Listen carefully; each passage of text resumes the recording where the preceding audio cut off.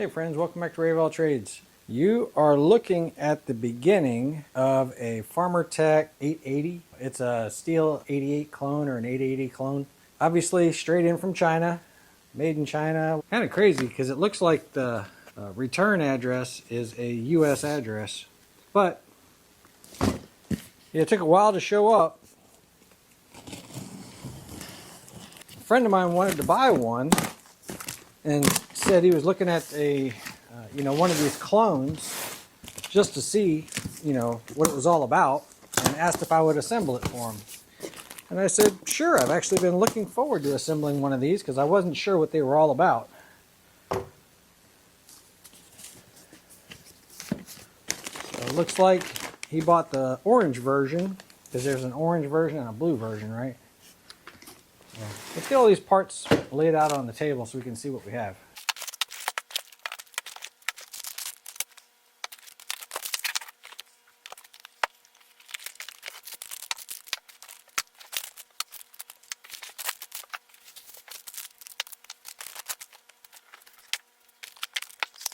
$60mm cylinder piston kit, crankshaft, and mounting hardware.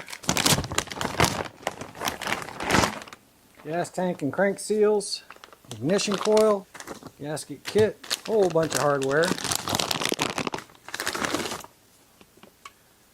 A muffler by itself meaning that the hardware is not with it. Chain cover. So this would be the flywheel, but what else is in here? Flywheel with the Woodruff key. All the rubber pieces, fuel and oil caps. Looks like my oiler, bar adjuster, two different roller bearings. One's going to be for the crank, one's going to be for the drum. My oil filter, spark plug, and decompression valve.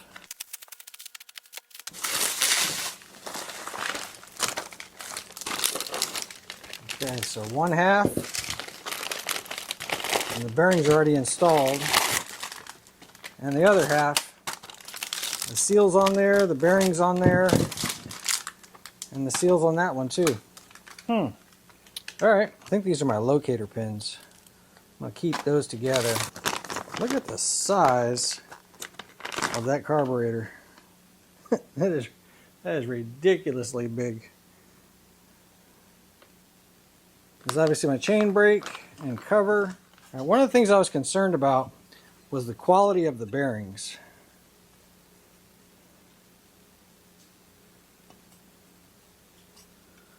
Let's see, they're S&F 6203 P6s. And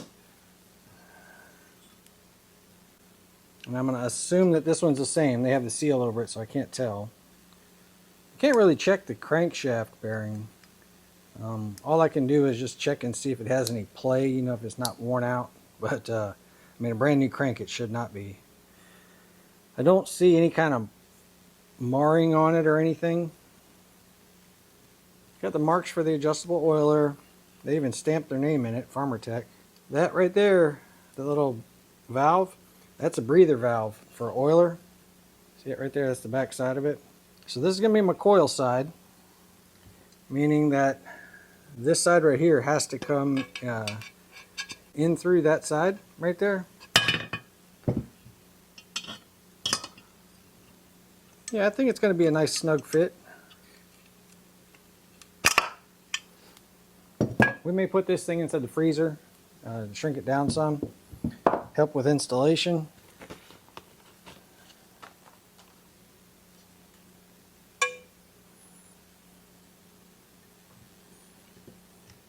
And quickly do a mock-up fit. She goes together pretty well.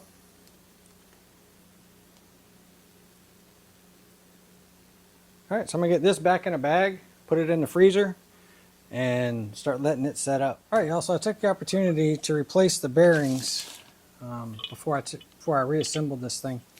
And I chose to go with a Timken bearing and a steel bearing for this side, which the steel bearing is a FAG bearing, Anyway, the part number is 9523003436, and I did that for a couple reasons. Number one, this didn't feel that smooth, you know, the one I took out of there. Didn't feel that smooth. I also didn't find any kind of indication as to who made this bearing on it. I mean, I don't see any stamping anywhere, so I'm not sure who made it, so I don't know what the quality is. And then the other bearing, when I was doing some research, it's made by S&F. It's a 6203 bearing. By the way, this doesn't run smooth either. Probably from me, you know, popping it out of there, but also it didn't feel that smooth before I did that. But S&F bearing, when I started looking it up, there was a lot of people saying, yeah, change that out and throw a Timken in there. So anyway, I did that. When you change out those bearings, you're gonna destroy the seals when you take those out. So I ordered a new seal kit made in Taiwan. I got it from one of the saw manufacturers, whatever, but it came, you know, decent reviews on it. So we'll compare those gaskets and everything. I'll just play it by ear which one I want to do. When you're installing those seals, use a seal installer kit for the bearings and for the seals. Press them in, you know, use heat, cold, whatever you got to do to make them go in smooth. And I'm in the habit of, whenever I'm installing seals, I like to put a thin coat of Durco on the outside when I'm installing it, just to give it that little bit of extra. So ideally, I should be able to pop these two in. What I was saying before is I took that opportunity to clean up my gasket surfaces using some brake parts cleaner. Gasket that came with the kit has the holder for the when you put the two sides together. Right, so the one that came with the other kit, honestly, it looks like the same material, but it's missing that little spacer that you have to cut out. I've been told that these Farmertec kits have come a long way and they started using a lot more quality parts. Just knowing that I was in here one time, just figured I'd put the absolute best bearings I could find, even though the other ones that were in there probably would have worked. I just don't know for how long. So I found my oil hose, and the oil filter is in with the spark plug and two bearings.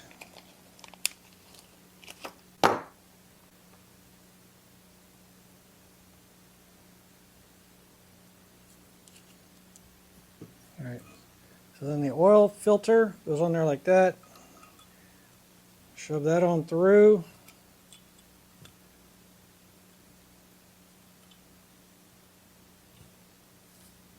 And then it should fit into the groove like that. See that little keyway that's on there? Okay. Alright, we're ready to put the crank in.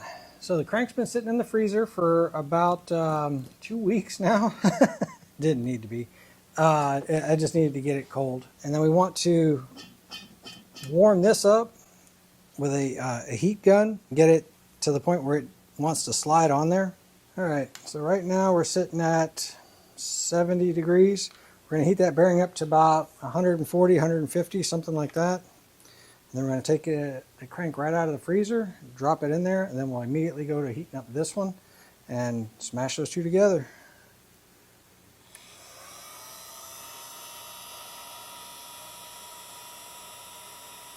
And ideally, I'm trying to heat up the inner part of the bearing as much as possible, as opposed to the outer.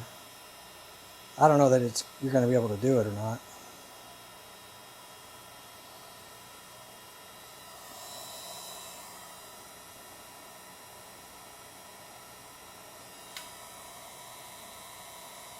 $110.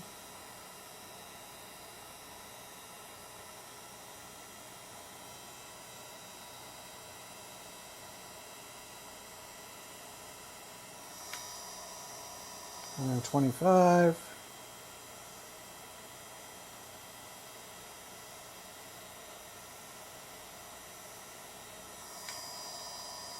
$130.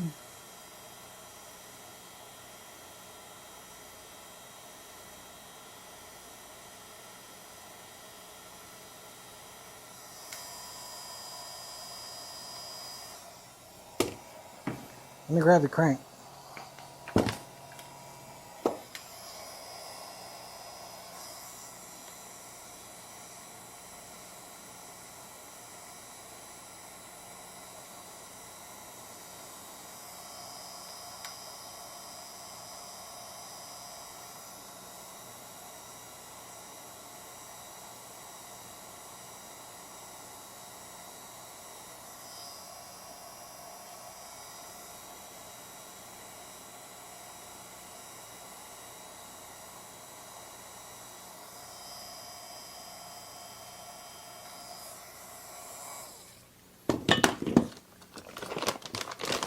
let's see if it worked.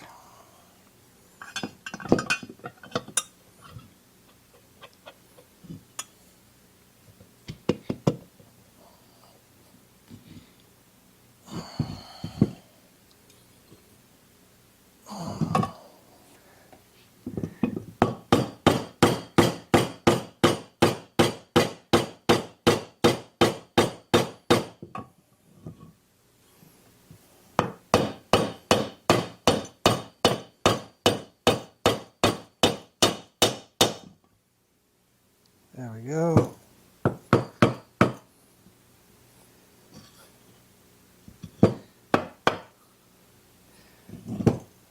All right, that side's in.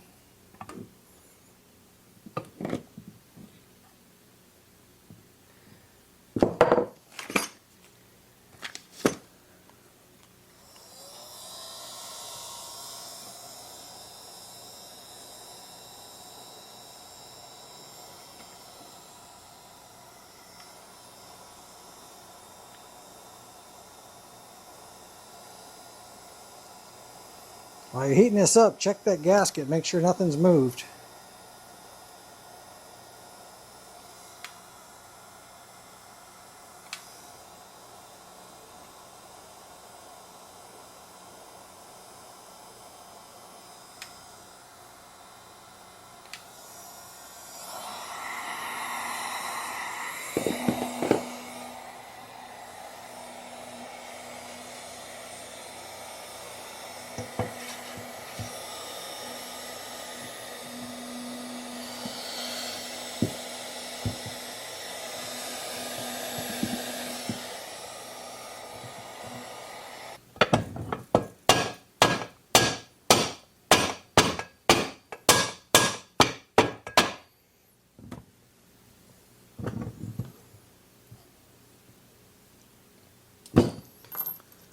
Get some blue Loctite on these.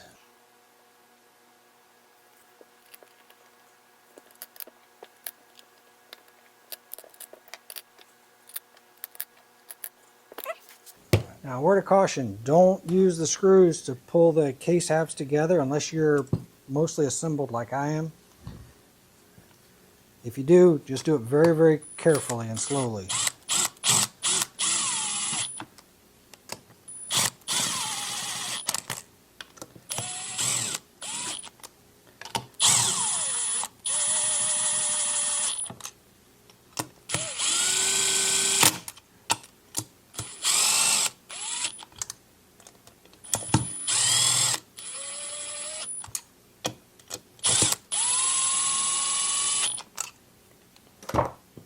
Okay. I'm just going to go back with a T-handle and tighten them all up.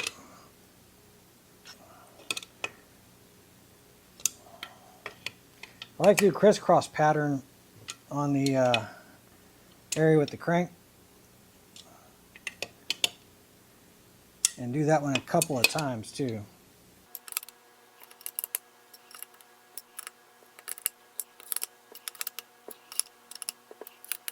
Now would be a great time to verify that you're not rubbing on one side or the other. And if everything's running smoothly.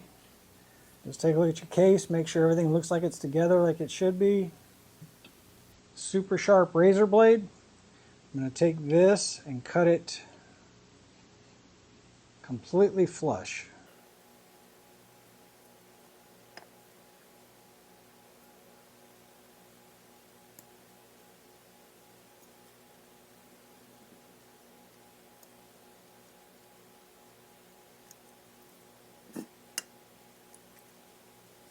You need that to be as flush as you can possibly get it.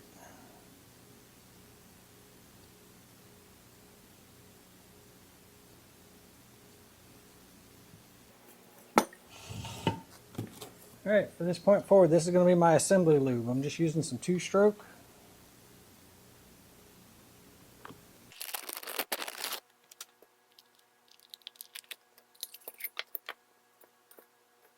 We're going to inspect this really close before we install it. Maybe spend a little bit of time on it.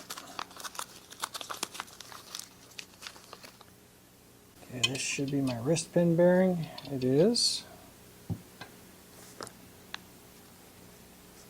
Let's get that lubed up.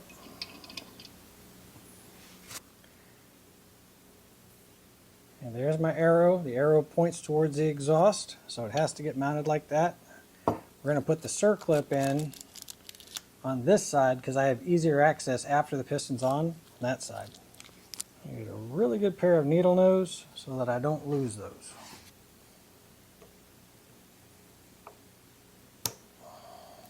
Okay. And then I always like to have the opening on those facing straight up.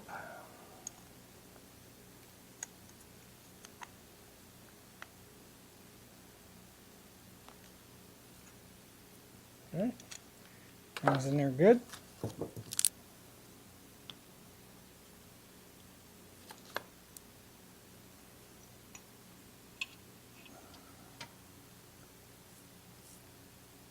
So I should pop in just like that. And let's put the other circlip back in.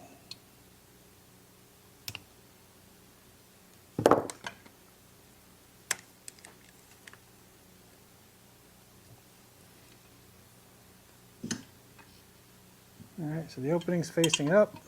Now, let's look real close at this casting and make sure I don't need to do any kind of cleanup on it.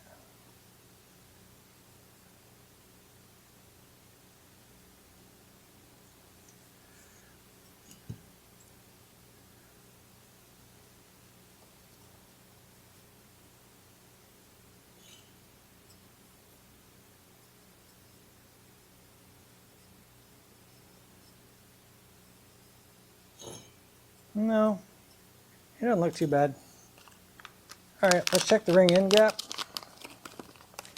I'm just looking for any kind of, casting that I want to use a Dremel and get cleaned up ahead of time. It really doesn't look too bad though.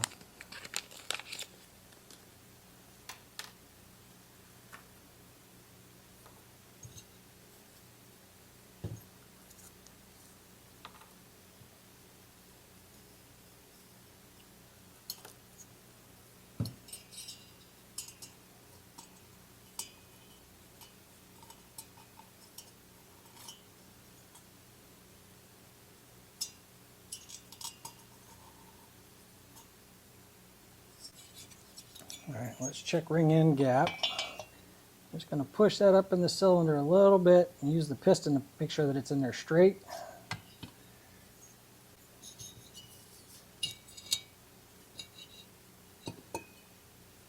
That's actually a little wider than I thought it would be.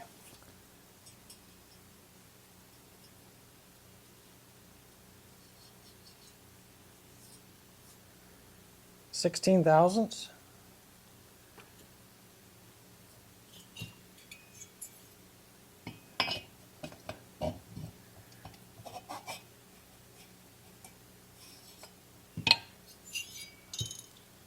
What do we have further up?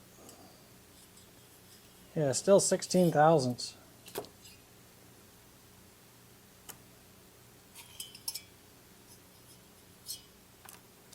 about this one?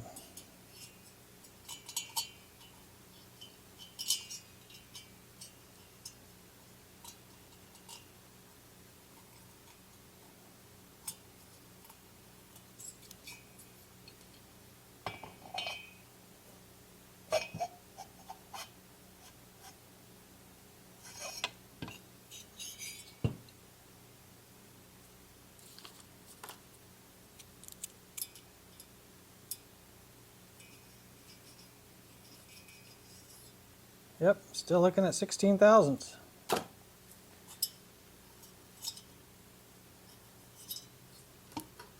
Let's see if I can find some literature on that. And this is a matched set. It should run just as is, but man, it just seems like it's a lot. Alright, so what I'm looking at for a two-stroke, it says 4 to 5 thousandths per inch of diameter. And this is roughly 2.5 inches, so that would be 10, 12.5 thousandths. So I think it's a little bit on the loose side. I think we may run it, because the rings are real easy to change on this thing. We may run it, break it in with that, and come back and change them. But I can tell you right now, if I had a set of cable rings or something like that, I'd probably be installing them. This top end is super easy to pull off and set a set of rings on it. So we will let it ride. The rings have a taper like that on them. The taper goes underneath the locator pins. So you'll see the locator pins that are on the piston right here. That locator pin is on the top side of that piston. So the longest part of the ring, it's like two angles coming together, has to go to the bottom side. So there is a top and bottom as far as the orientation. These two rings are identical. So let's get those lubed up and put that on. Bearings would have been a whole lot worse to have to change because you got to split the case. But rings, nah, not so much.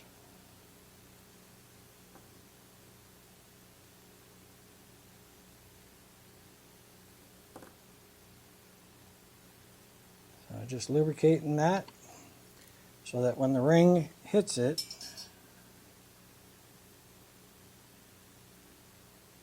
it has some lubrication.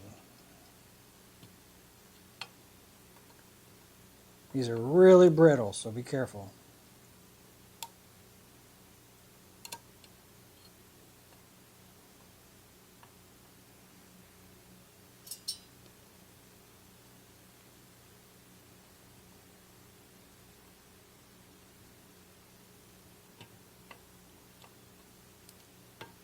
So when you squeeze your rings, you should be able to see them completely squeeze, and they should be able to go underneath that locator pin. Alright, so the base gasket that they sent versus the base gasket in the kit. So this is what I'm used to seeing from Stihl, is just a metal with a a raised spot on it.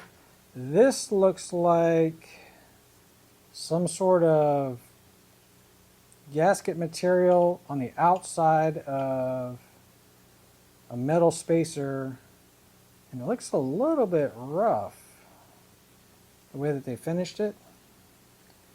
I think we're going to end up using the one on the new kit that I ordered.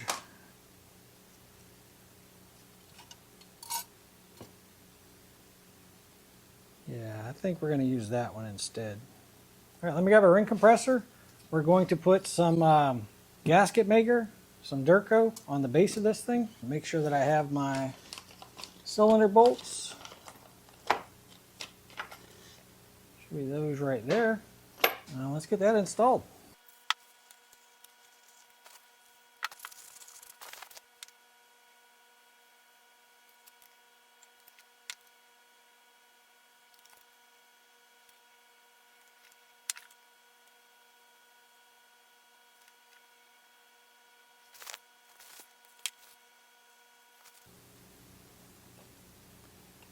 My ring compressor, set it just below the surface of the top of the piston. So I'll make sure that it's grabbing the rings.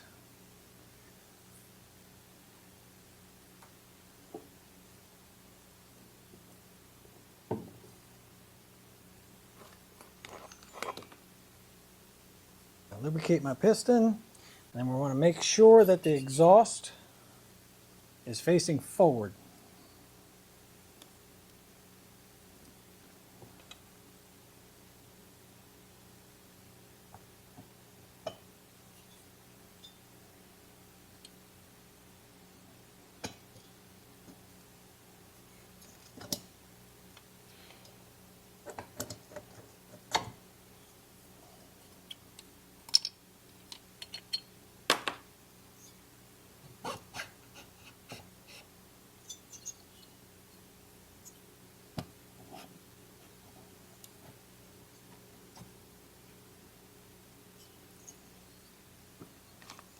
Gently set that down.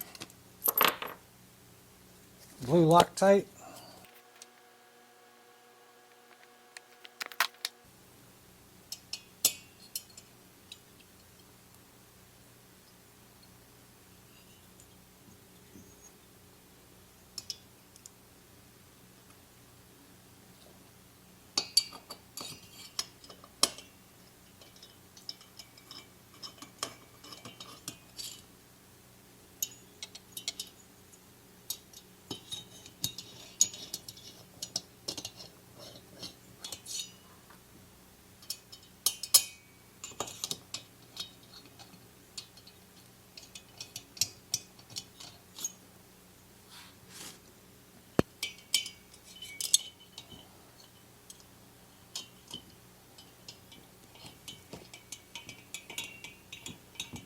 Then we'll ease those on down.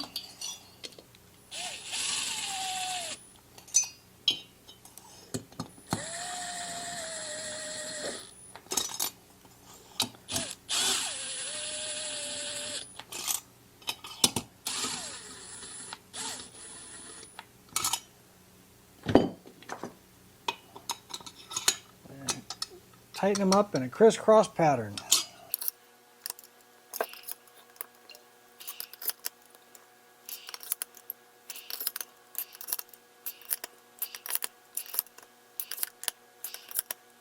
Install a piston stop.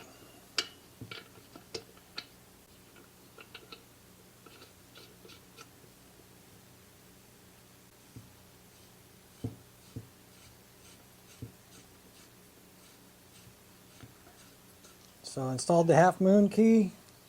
Make sure that the taper of the flywheel is really clean. Let's get the flywheel installed. Push that on. And then we're going to be tightening this clockwise. So go ahead and turn it until it hits that piston stop. Once it hits the piston stop, we're good to go. We want to install, should be this spacer. This little washer that has a spring to it, spring washer.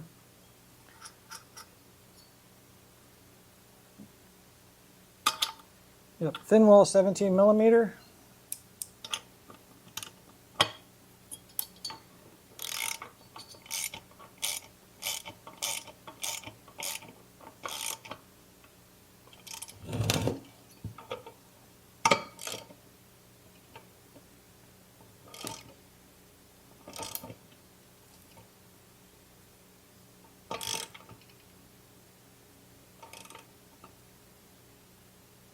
Go ahead and take this out for now.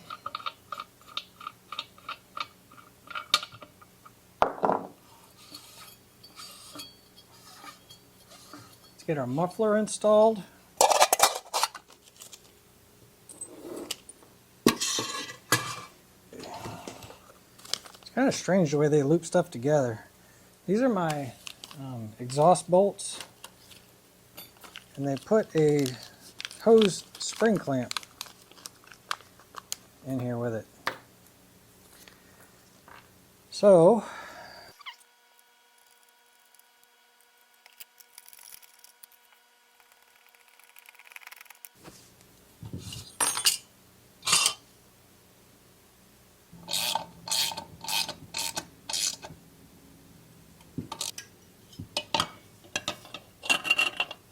let's see if I can show you guys. So looking at this gap right here, and if I line up the bolt holes where they're supposed to be, that's about as tight as I can get them. So I think when I go to tighten this up, it's going to start, bending these tabs out just a little bit.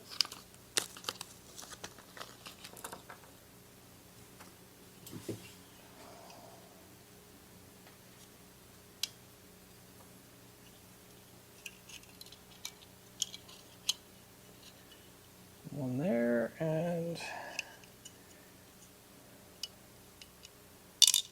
one there. And these already have Loctite on them.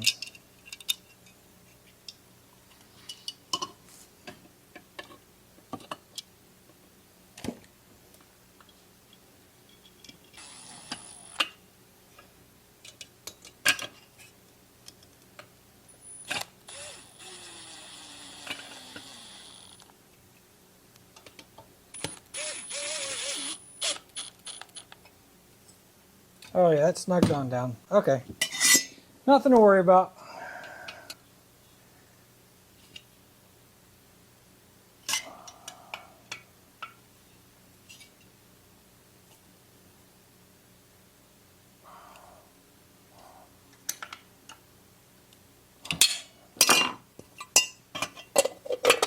Crisis averted.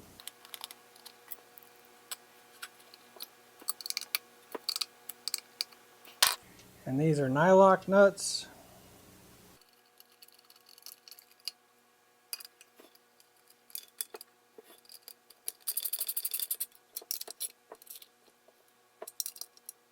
So this next part I had to get a little bit of help from a YouTuber called Tractor Tech.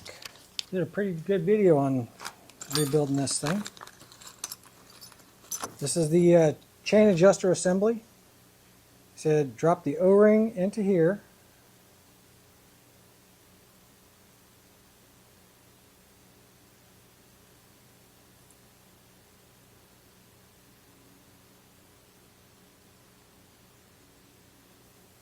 Okay. Drops on there like that. Feels like it could use a little bit of lubrication.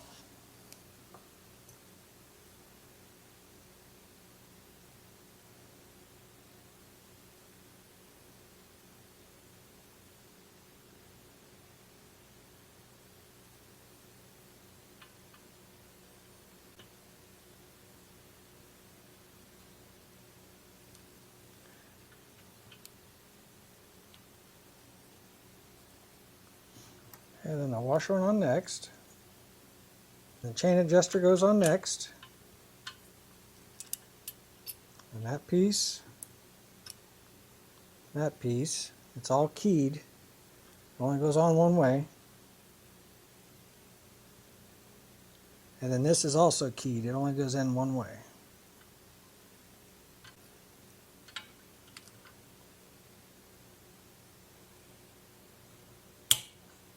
Then there's a flathead screw that holds it all down.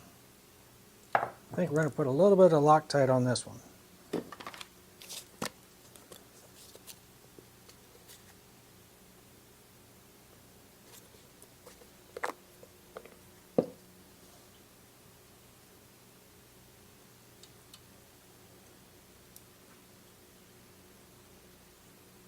Feels like that should sit down there just a little bit better than that. Tell you what, I don't know that that O-ring is sitting in there like it's supposed to.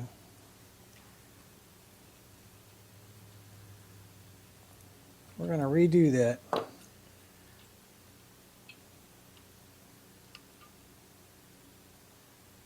course, the O-ring came out.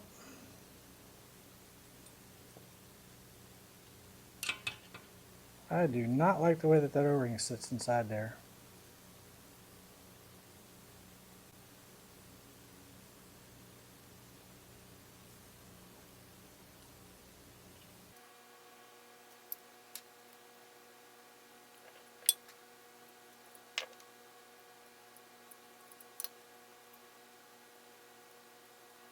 I'm holding it all down while I put it together. There we go. Now that sits flush. That O-ring kept popping off the bottom. So anyway, now it sits flush on there. Let's get the oil pump put on. Okay. Adjustable oil pump.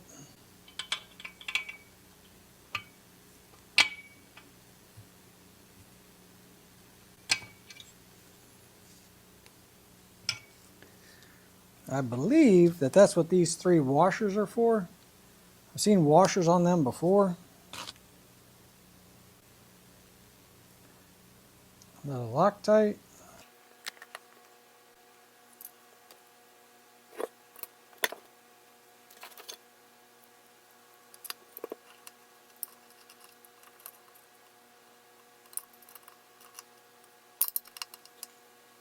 I could be wrong on those washers. It's not going to hurt it.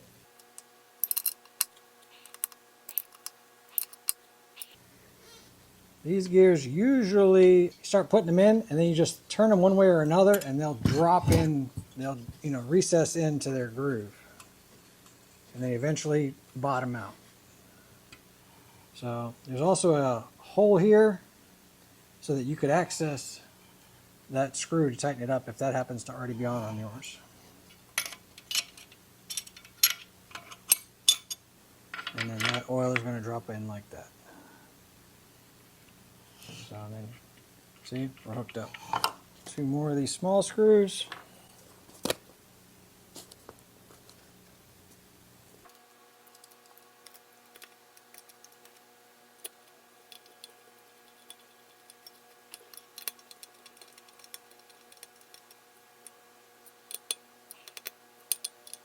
All right, y'all, let's get the brake assembly put on.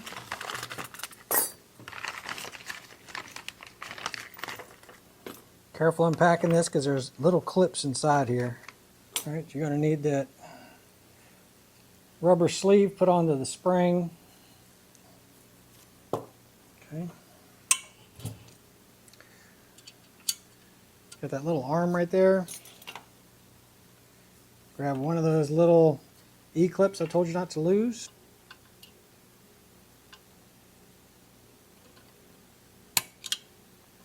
Okay. Spring drops on there like that. Alright, so this should have to go up inside here.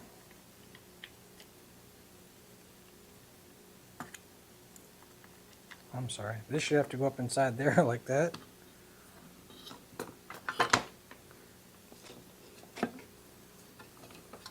I say drop it in there, but you can see it doesn't go that easily. Alright, so let's move this down. So the spring is what's holding that up right now.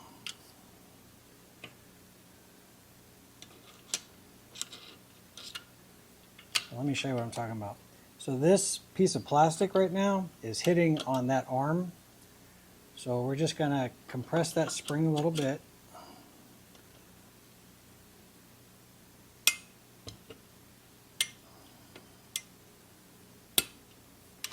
Okay, so I just pulled that arm down just enough to get this to start sliding into that groove. And then before I get all the way on, I'm going to make sure that that's lined up there. So then I should be able to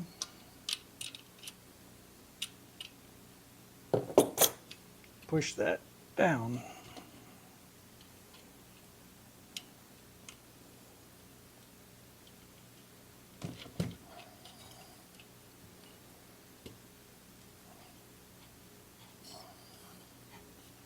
On there like that. You can see that it, when I move the handle, it's engaging that. Let's put this E-clip on.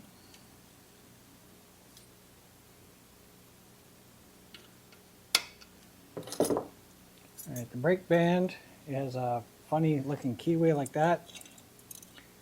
Anyway, put it on at a 40 or a 90-degree angle and then turn it.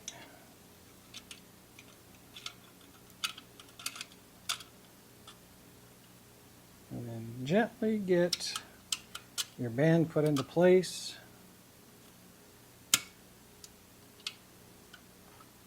And when you're done, this part should come up into this groove right here.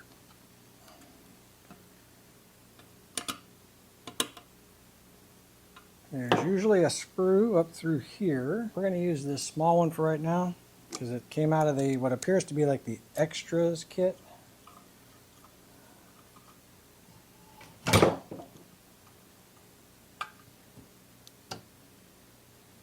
Then we have our spring, which goes on like this, around the outside of that plastic. And then you're going to pull this spring back over to here.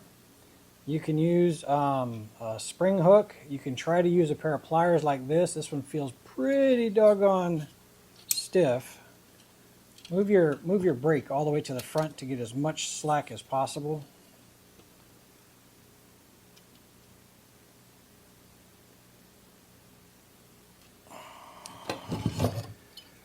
Let's see.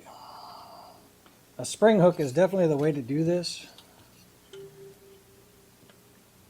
And we may end up grabbing one. I just want to see if I can.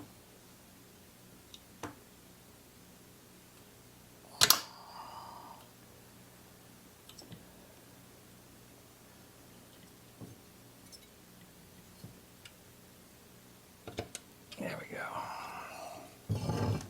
Just like that. All right, make sure this can't hit you in the eye, and then check to see if you could reset that brake. Right, and then you should be able to trip the brake. Put my hand on it. Okay, put my hand on it in case it sprung out. So, and then reset that brake. All right. It feels like it's working like it's supposed to. Let's put our chain brake cover on here. Should be a couple of these smaller screws.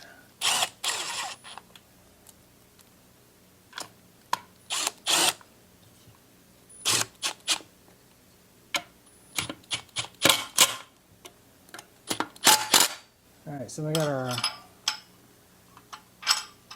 washer, ribs facing up. That's our clutch. Clutch goes reverse threads.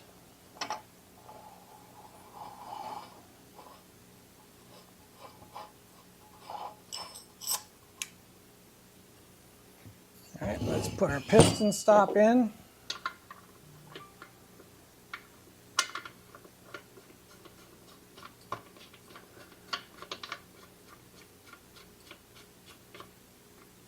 Okay, and gently pull it up against the stop. 21 millimeter on this one.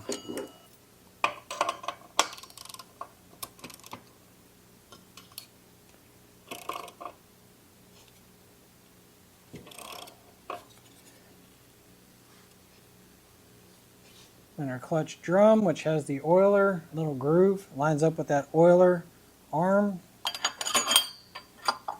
Need to make sure that that engages. Grease up our clutch drum bearing.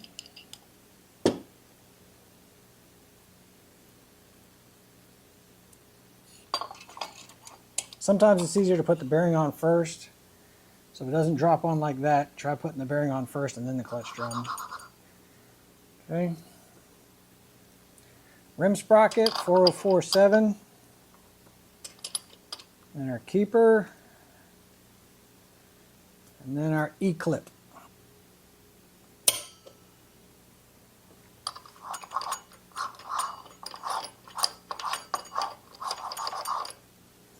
Let's pull out our piston stop.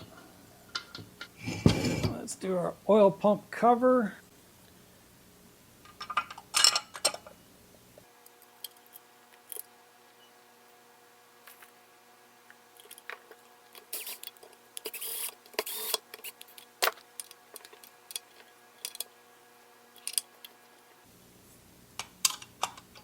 Bar studs go next. I'm definitely getting Loctite on those.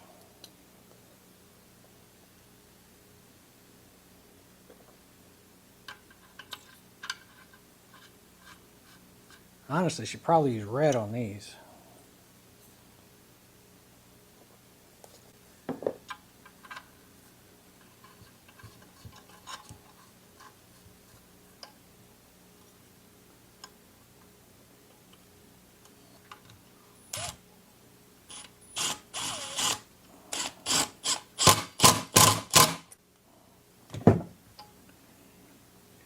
I'm gonna double nut these and crank them on in.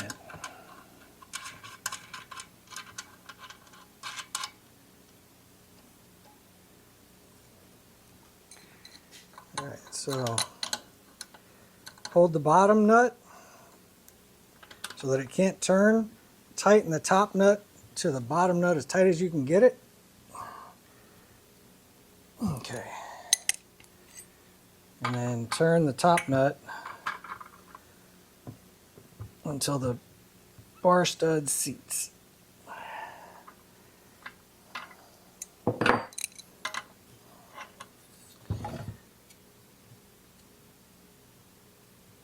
And then hold the bottom nut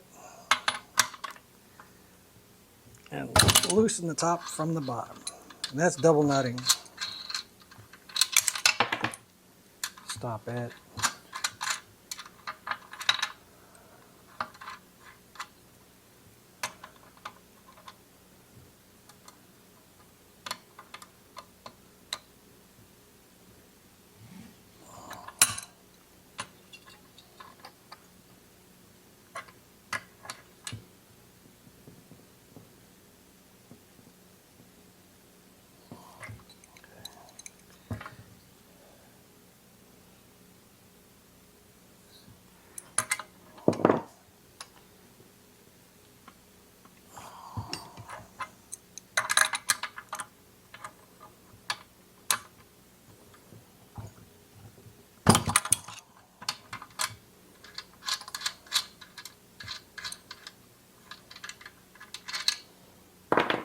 Here's my oiler passage right here, my chain adjuster right there. Let's see about getting a coil on this side.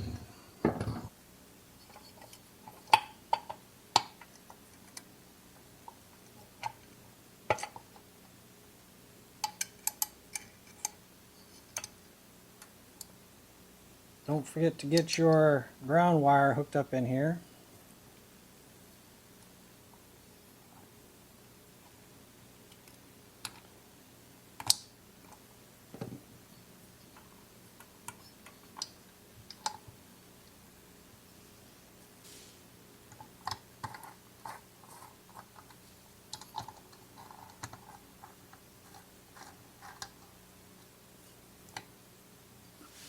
All right.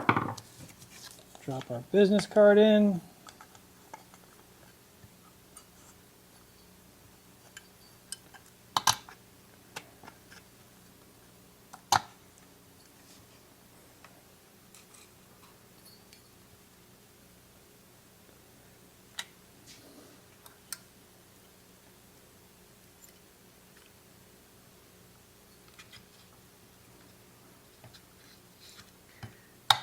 Dress our wires up a little bit. Make sure nothing's binding.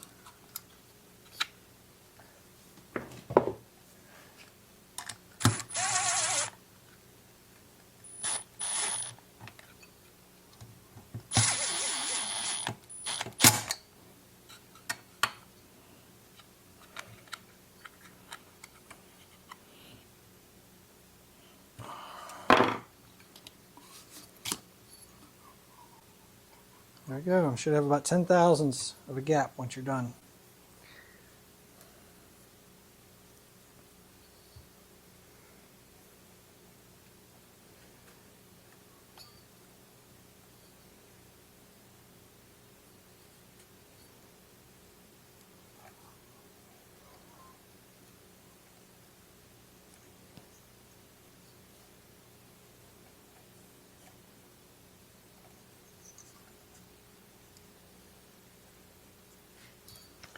Let's get the starter recoil on.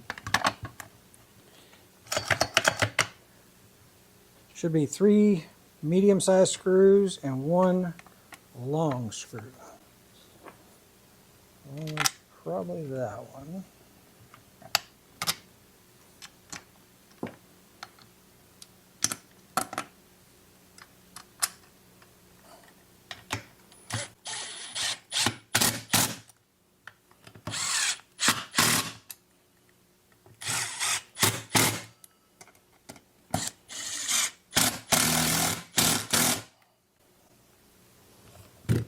Let's make sure that still works. Okay. That looks good. That should go on. My impulse line. This is going to have to stab through that casing right there. The intake boot on. Usually, oh, there we go. Yeah, there's a little keyway right there. See it? A little keyway. Make sure it's lined up inside there, because if it's not, what will happen is these 2 cutouts won't line up with the bolts.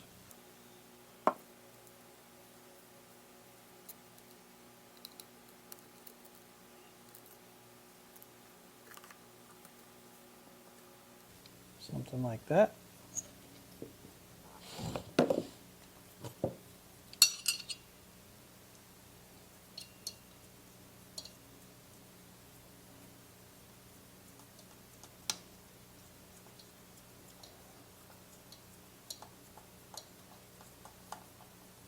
This clamp was a little bit misshapen, so I am going to snug it up quite a bit just to make sure I've got a good seal.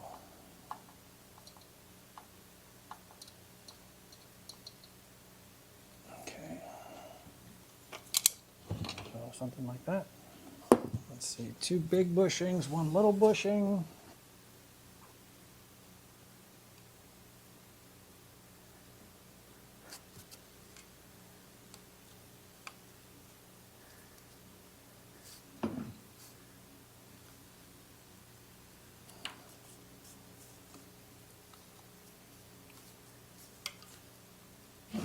there.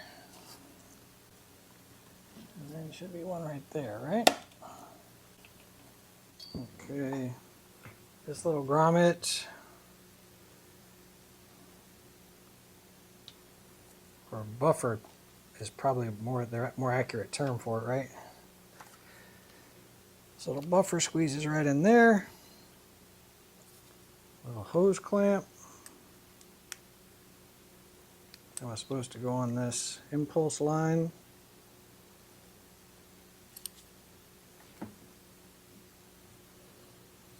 Right there.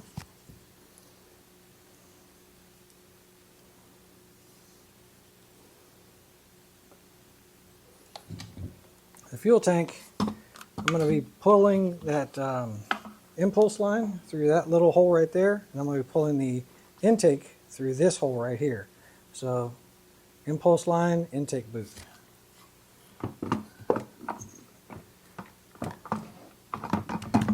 Alright, so this hose right here, that's the impulse line hose.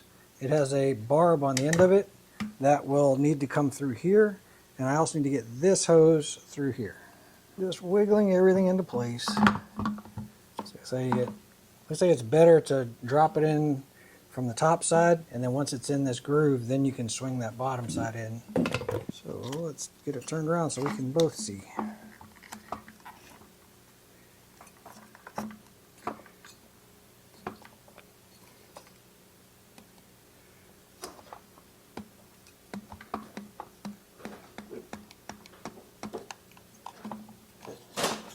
Just like that.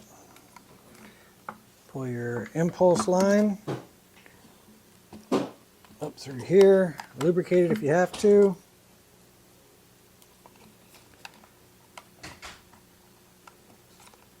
You should just pull right through that stopper, just like that. Okay. Now that's around, I should be able to push this down enough to get that to line up. I just had to wiggle that that piece right there into that little buffer. There you go. I did have to push the bumpers in just a little bit further because I wasn't getting what I wanted out of them.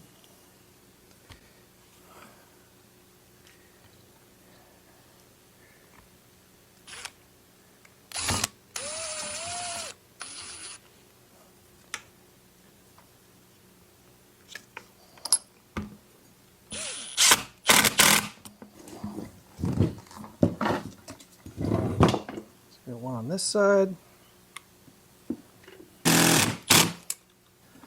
Larger screw than what I was trying to use just now for back here.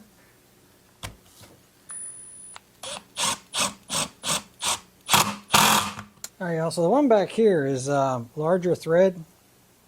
It took me a minute to figure that one out. A couple of grommets, wire grommets like that. Run the wires through. Next we're going to do the AV mount.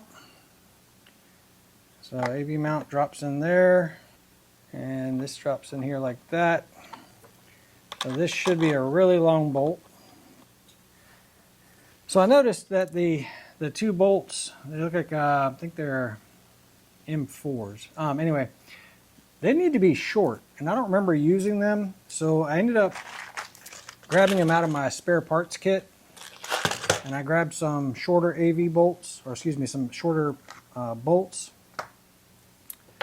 And trying to remember exactly what went there, but I'm pretty sure this is them. We are going to thread lock these though. One of the biggest complaints I've heard about these aftermarket saws is that they vibrate apart. Now, is it the tolerances? Is it the fact that they didn't use Loctite? I mean, I noticed that a lot of the bolts that I've been pulling out all have, well, several of them have Loctite from the factory on them, and then there's quite a few that don't. But if bolts coming loose is a factor, I want to go ahead and address it right now.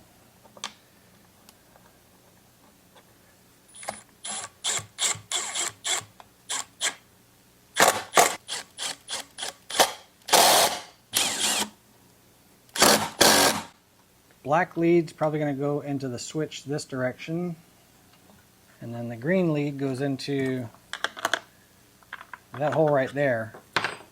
And that's what actually connects, when those two go together, it connects the coil to ground, or the magneto to ground, and stops the spark.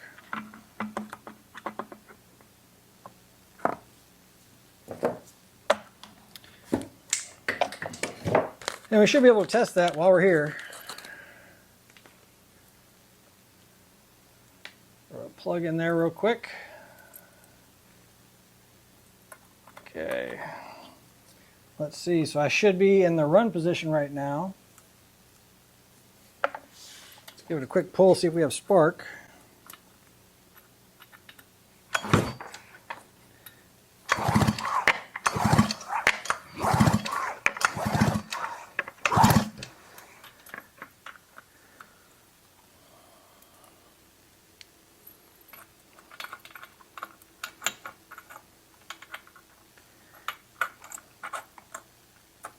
Tell you what, let's turn off that light. I don't see spark.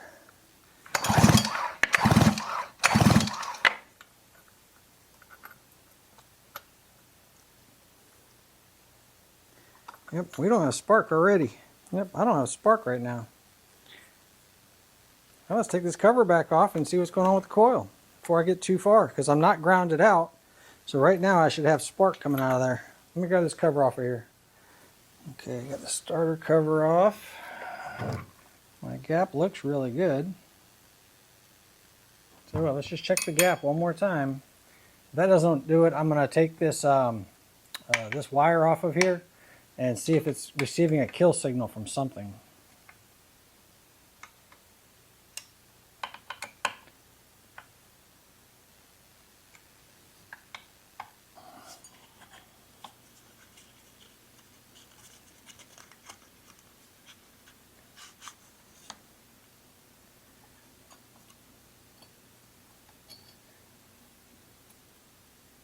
Okay. Lined up with north and south.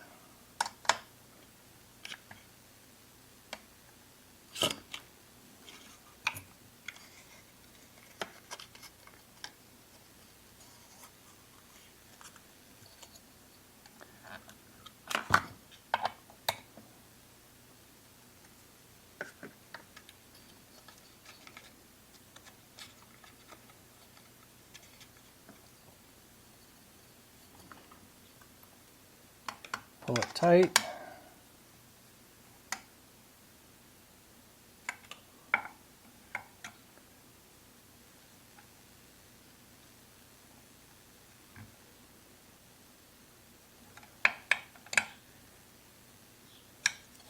Okay.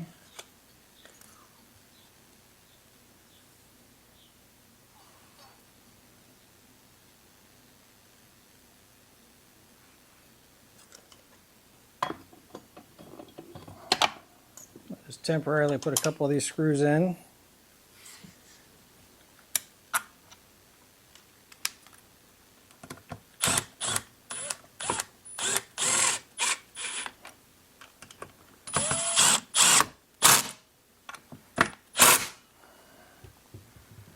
And what about now?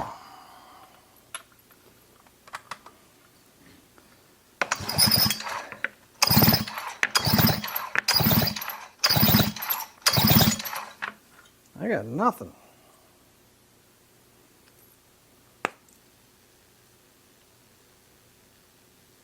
Let's try another plug.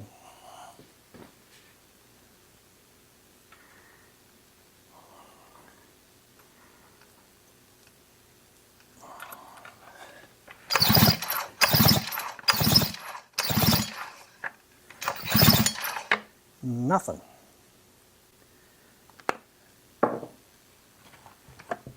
Bad coil right out of the box.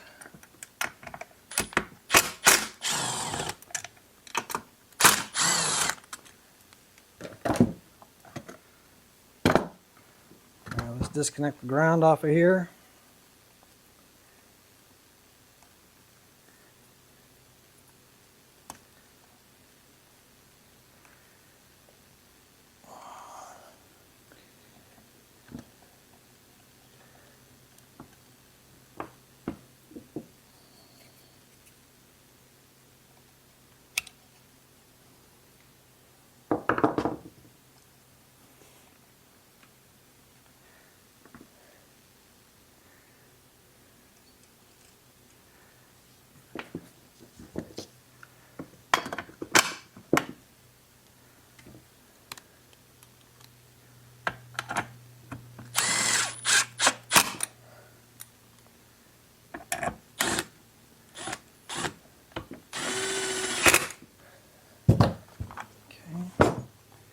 What about now?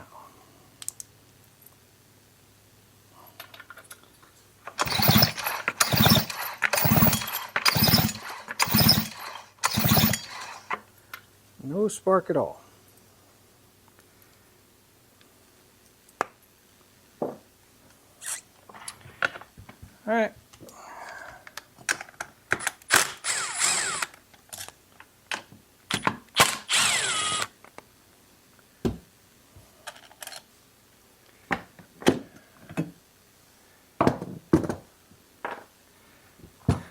So pretty sure we're dealing with a bad coil. Because right now, with no ground signal to kill it, that thing should be firing. Oh, I guess I got a bad coil right out of the box. Okay. Let's finish assembling what we can, and I'll get one of those ordered. Alright, so the wires are done. Let's get the carburetor on. So this ring, sometimes these rings have little cutouts on them. Just make sure that you line those up if they have those. This one does not. It's perfectly round. Let's get the carburetor on. You just stick this boot on here. That marries up with the air filter. This is our impulse line, which is going to go up here like that. This is our fuel line, which is going to come across the bottom like that. Okay.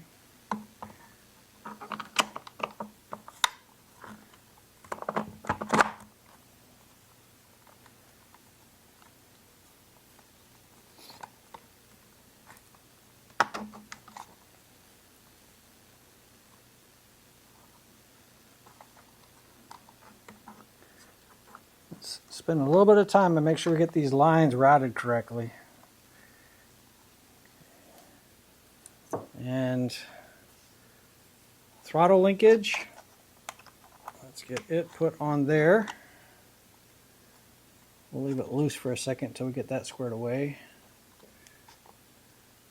So impulse line, right up over the side. Fuel line, the one that's coming from down here at the bottom, right up on here.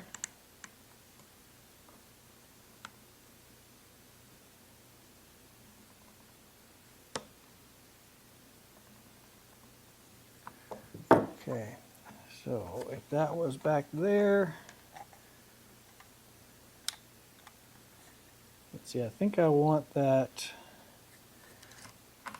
impulse line to wrap up behind here. Let's do a little bit of playing. Let's see, I think I want this underneath that rod. Maybe something like that. Alright, so I took the impulse line. It goes around this idle speed screw, and then it goes behind the mixture screws here, and then it comes on the inside of my throttle rod.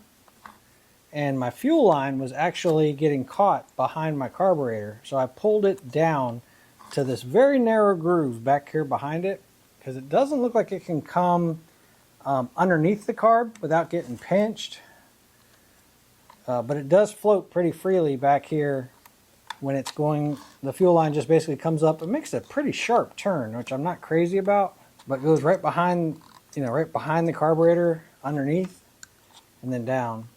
So I'm not crazy about this bend right here. It's not being pinched, but I'm not crazy about it. So, and then I can look down inside my throttle and I can, give it wide open throttle, and when I let go, it fully closes. So I know that that part's correct. Let's get the choke lever on.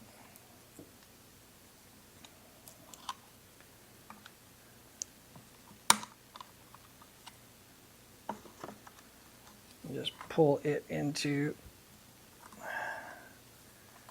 that groove there.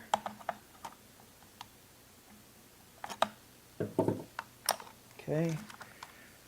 Now hold the carburetor tight in here just to check your function of your master control switch. So squeeze the throttle, push down on the button, it should close, and then fire it up. Once it fires, it should pull up one click, so it's on fast idle. And when I pull the trigger, it should finish releasing. So that looks good. Air filter base. So you see that piece right here? That lines up with that groove right there.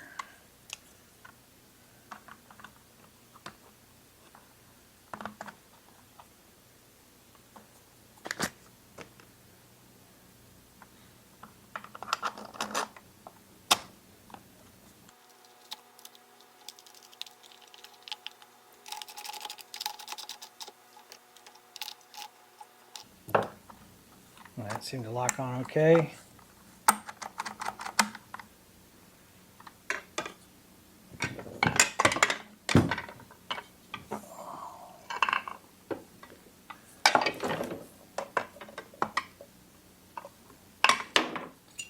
Looks like it's going to be 4 plastic screws, ones we identified earlier.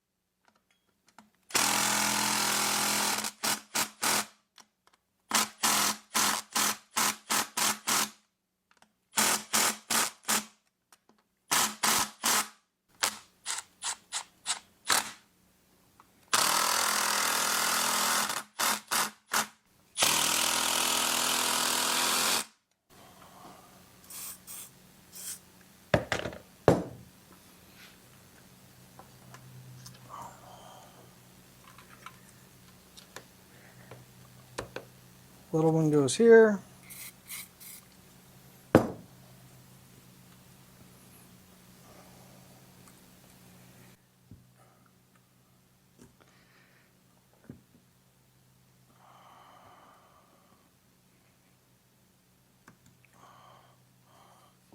Decompression valve put in.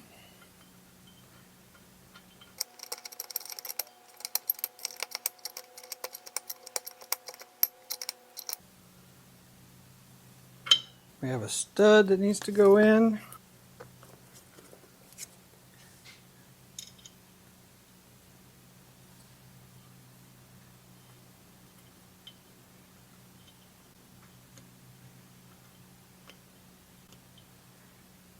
See, we have the dogs left to do. And I need to figure out where this goes.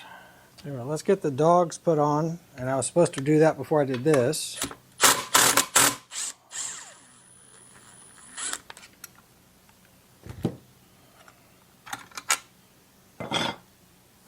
Now let's get the dogs on.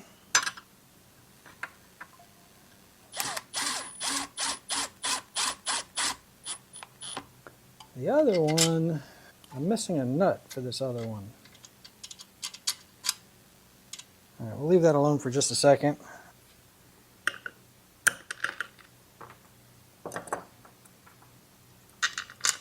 That fell out of there just a little easier than I would have liked. I don't know if it means it's not going to stay.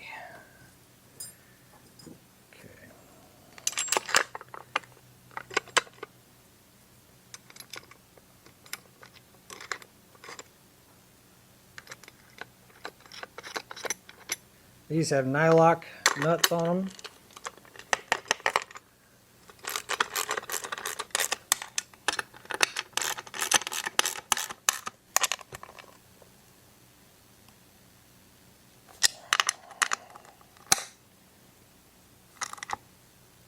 And on this cover there should be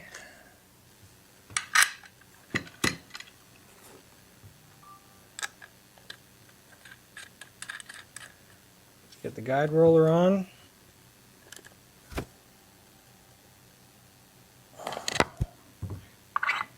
Put the guide roller on.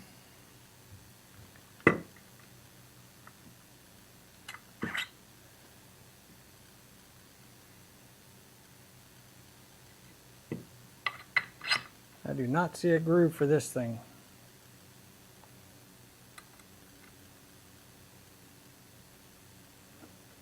So this is the little clip that holds that roller on. Let's go ahead and push it down.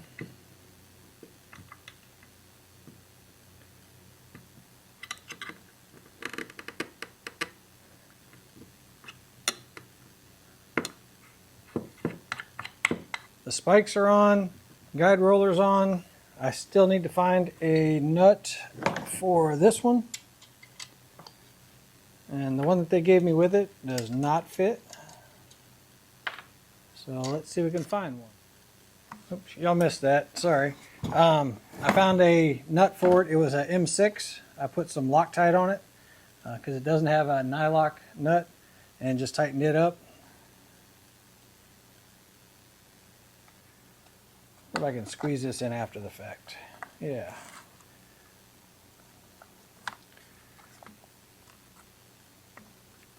Carburetor adjustment guide. Alright, y'all. I had to go back and watch that Farmertec channel again. This part actually goes right in here. So, give me just a second.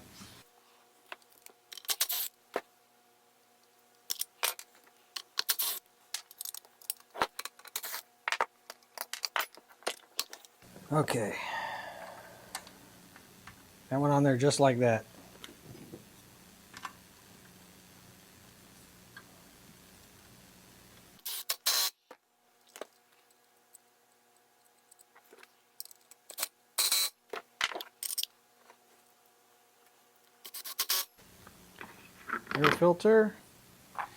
Air filter cover.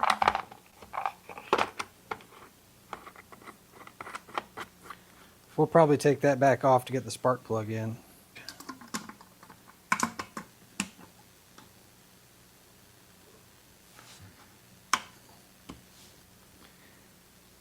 This one I tried fastening it on here and it just pulled right off.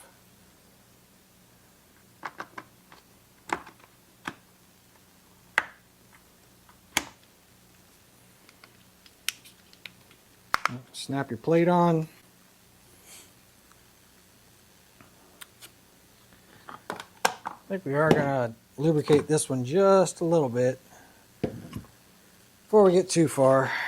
Alright, let's see. This plate with no name at all goes right there. Let's get this lubricated because I can hear it squeaking and dragging a little bit.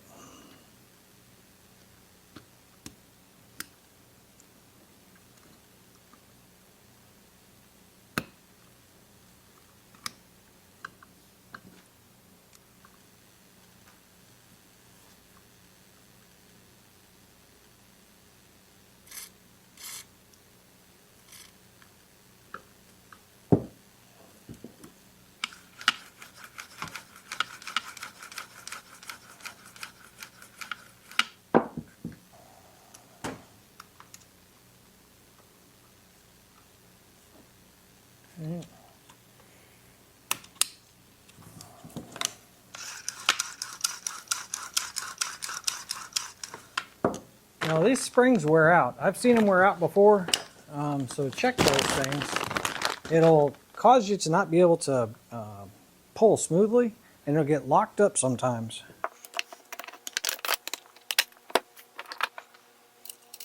Chain and bar cover.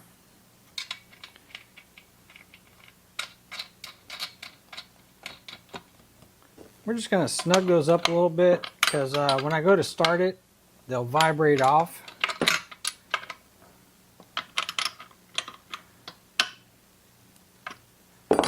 Just snug, not over tight, because there's nothing behind it to stop it. I'll be back as soon as I have a coil. Alright, y'all. Got a new ignition coil in.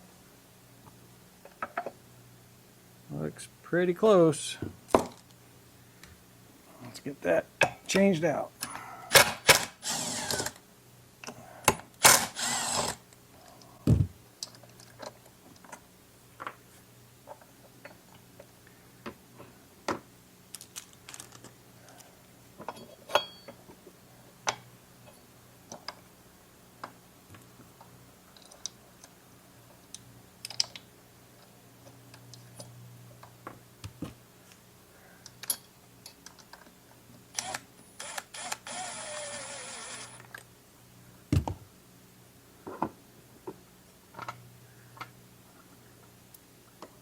So we're going to use these existing wires for right now. Let me loosen this up a little bit.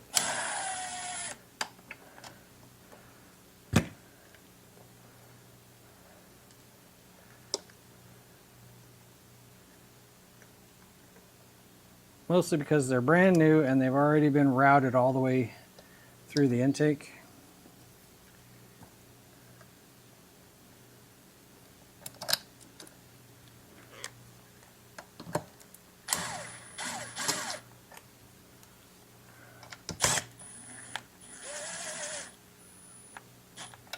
Let's see. That side's not magnetized, that side is.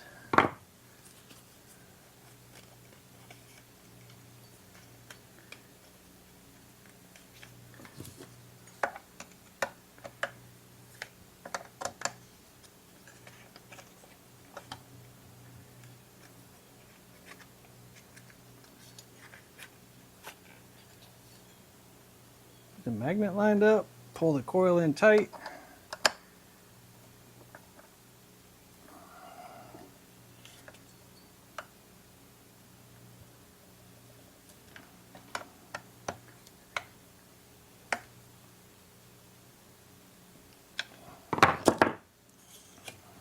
Looks about the same.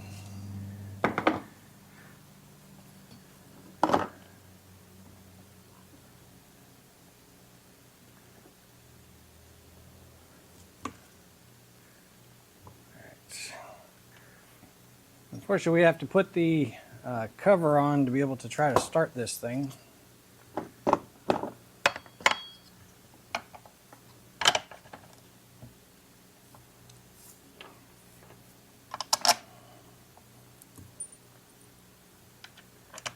Let's put one there. I'll put one over here.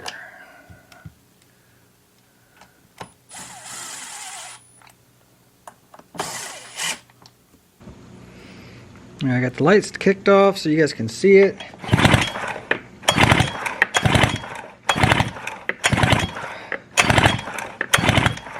I don't know if y'all can see it very well. It does have a spark. Honestly, I wish it was a brighter spark, but we'll see how she runs. You might be able to see it a little bit better on this spark plug. I put a used spark plug that's a lot, it's not as shiny, so you might be able to see it better.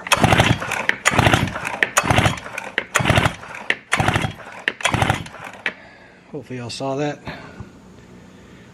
Alright, let's try to put this new coil in play. Alright.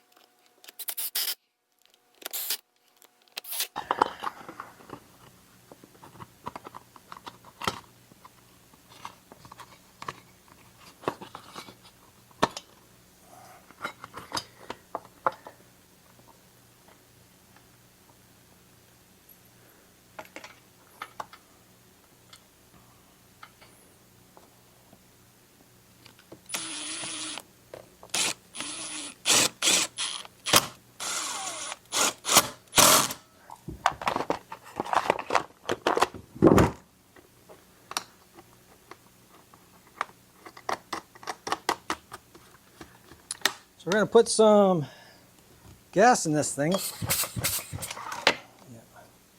So let's make sure that decompression valve bushing is not interfering with the valve. Yeah, that looks like it can pop up pretty easy. There we go. It should be able to pop that up. So we're going to check for the oil to make sure the oil is coming out, but at first I'm not going to have a bar and chain on it when I first power it up, because A, I don't have a 404 chain and bar to be able to test it with right now, and B, I just want to hear it run, make sure it, you know, revs up, revs down, things like that, does what it's supposed to do. And we're going to be playing with the LA screw right there. That's my idle speed screw. My L screw, I'm looking for almost the fastest RPM, about a turn to 2 turns out, somewhere in there.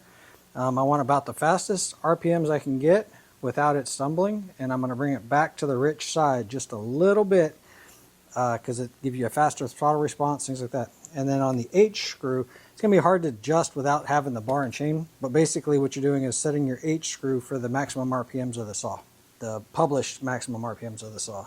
At first I'm going to run just 50 to 1 to get it to pop off, you know, to get it to run. Once I get it to run and I get most of all the assembly lube and all that other stuff burned out of it, I'm probably going to add a couple more drops of 2-stroke just during the break-in cycle here. So, but I don't want to go too much oil because, like I said, there was a lot of oil from when I was assembling it that I'm going to have to burn out of it. All right, there's about a half a tank right there. All right, let's see if we can get it to start up. I'll keep a screwdriver handy so we can adjust it if we have to. Well, let's see what it does.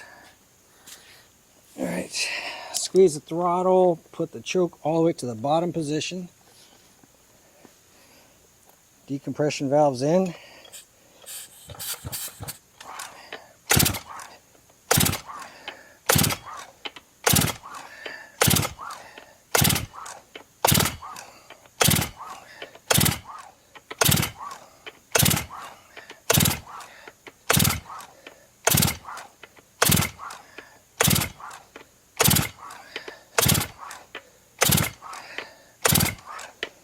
Whew. Take a break for a second. I'm pumping all that fuel up out of the tank, up into the carburetor. Hopefully, that's what I'm doing.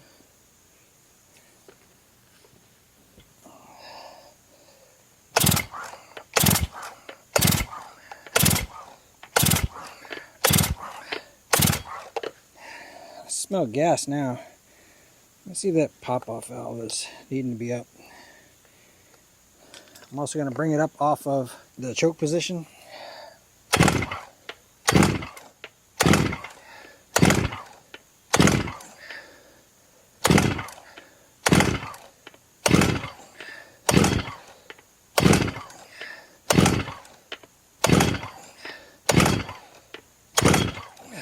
It's not that. Let's check the spark plug, see if it's wet.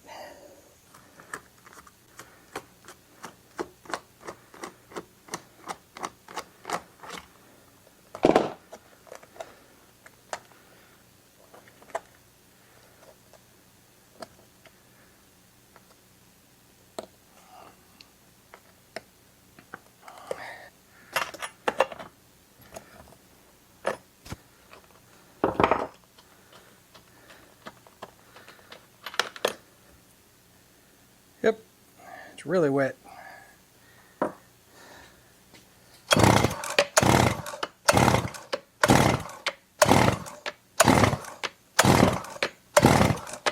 Let's put a dry plug in there.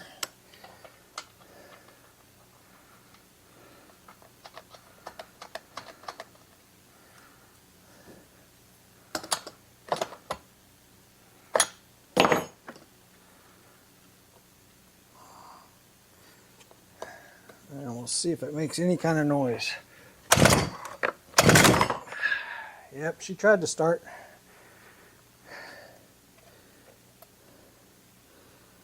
I think there's too much resistance on that.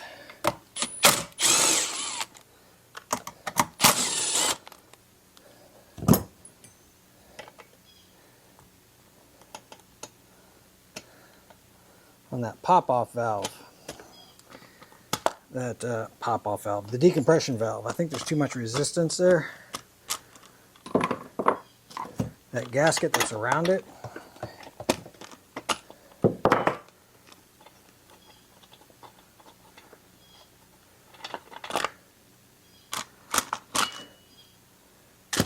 Let's see. She should be sitting about like that.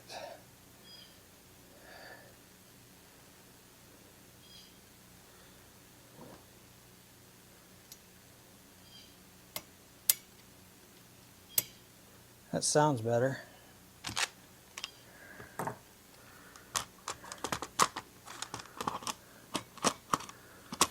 Some pretty tight tolerance.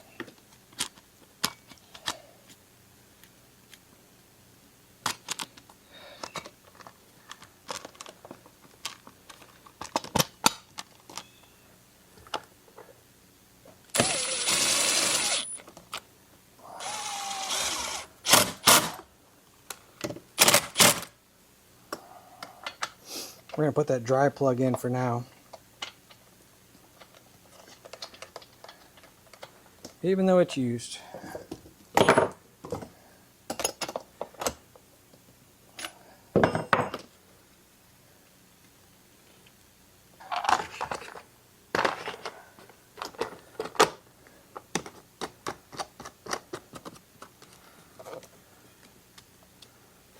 Alright, let's try it again.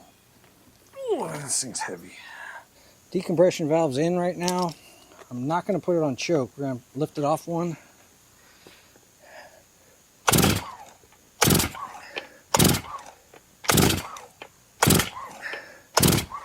Alright.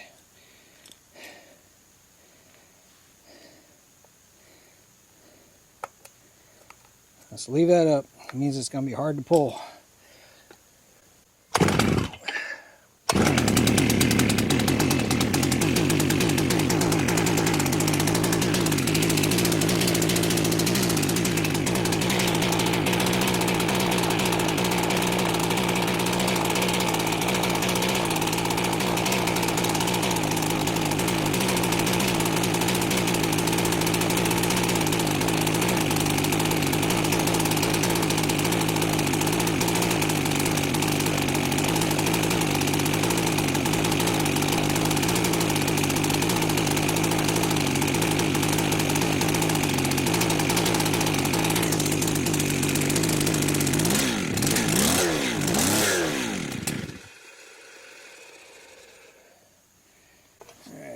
Let's bring the idle speed up just a little bit so I can start adjusting the carburetor because I know it's off. Let's go back to fast idle.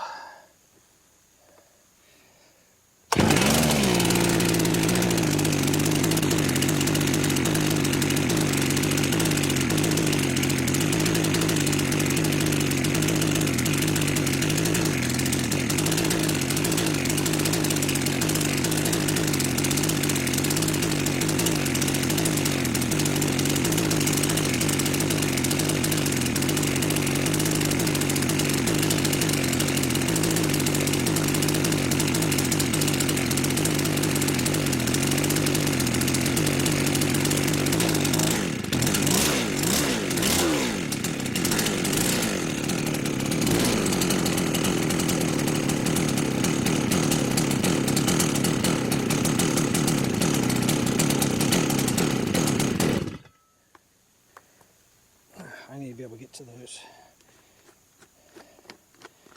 I need to be able to see what I'm doing.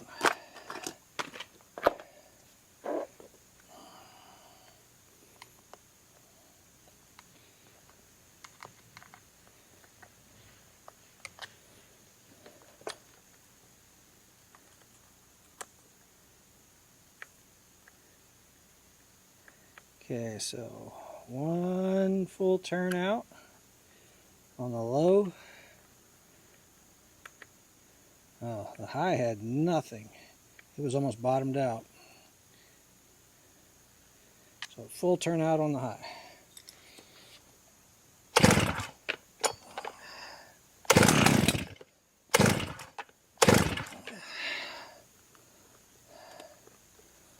Let's bring up the speed.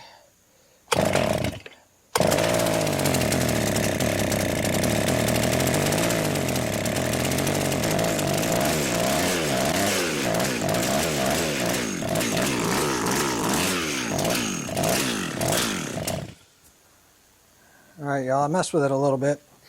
When I had the screws adjusted anywhere, like a half a turn out, I was spitting gas out of here.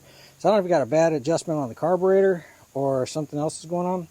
I do need to do a vacuum and pressure test on it, but right now with the screws mostly in, it kind of behaves like it's supposed to. So let me show you.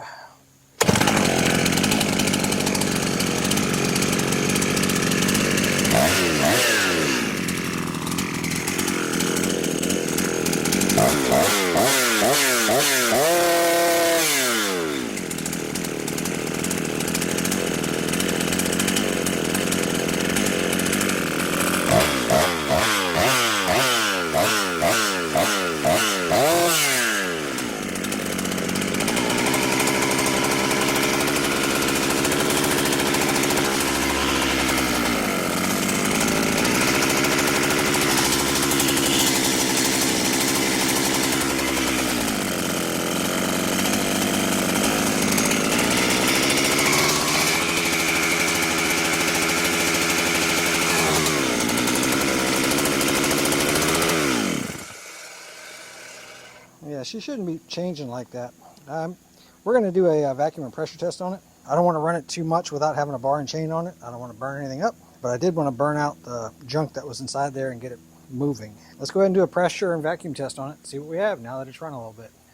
All right, friends, it's been over 15 minutes. I'm holding 7 pounds of pressure with no problem. I remembered that I had to pinch off this impulse line. I pulled off the flywheel. I really just wanted to check everything. I sprayed my intake, I sprayed my base gasket, I sprayed my decompression valve, I sprayed these gaskets that I put on. Just checking everything I possibly could. I pulled off the oil pump drive gear on this side, looking for any kind of bubbles. Just really wanted to be extremely sure that everything about it was okay. I just didn't like the fact that when I tilted it up, it changed RPMs. So just being a little bit overcautious, I guess. I don't know. So I'll tell you what, let's pull a vacuum on it and see if the seals can hold a vacuum.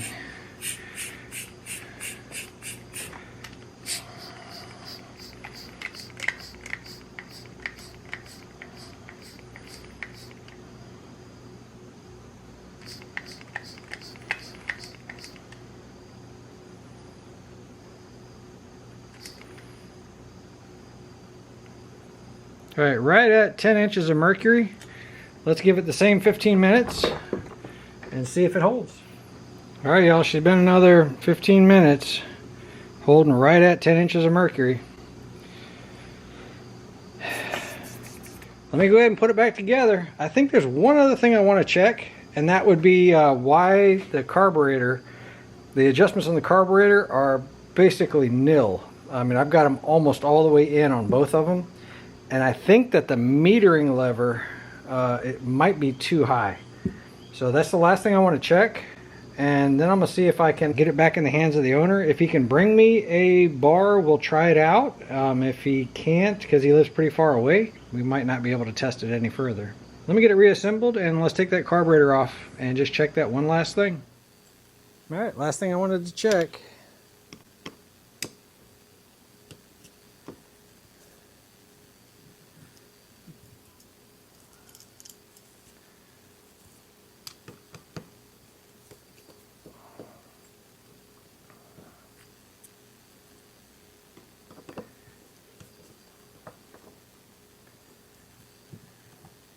There's a few things on this carburetor that I don't like the adjustment of right now. Number one, the idle speed screw is way in. It's way too far in.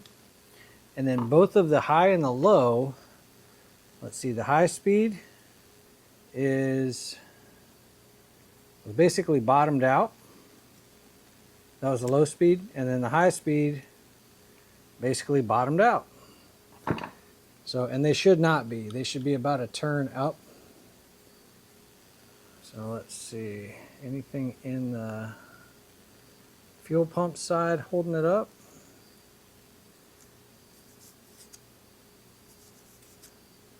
I don't see any dirt or anything.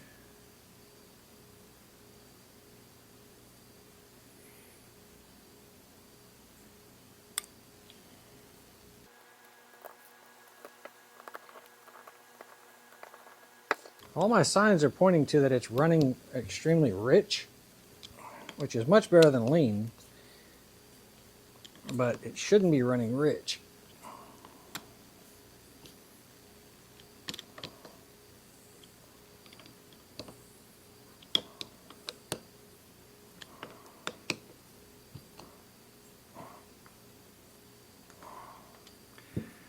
All right, let's check this metering side.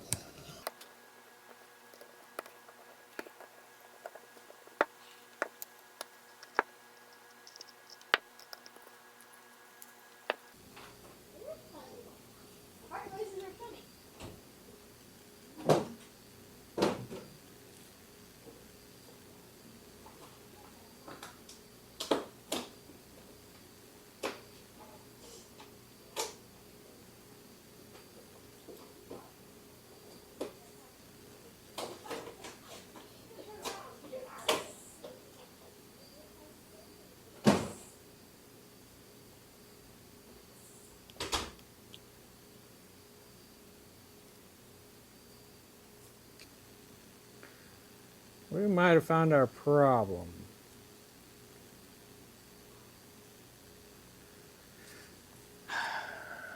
All right, and generally,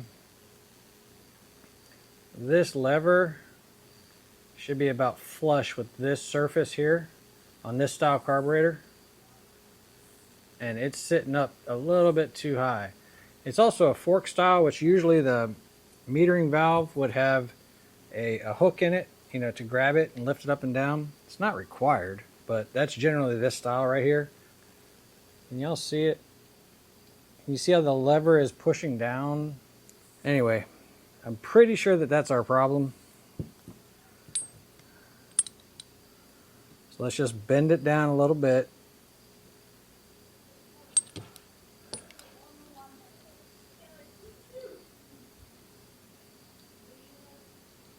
It's almost perfect, maybe up a little.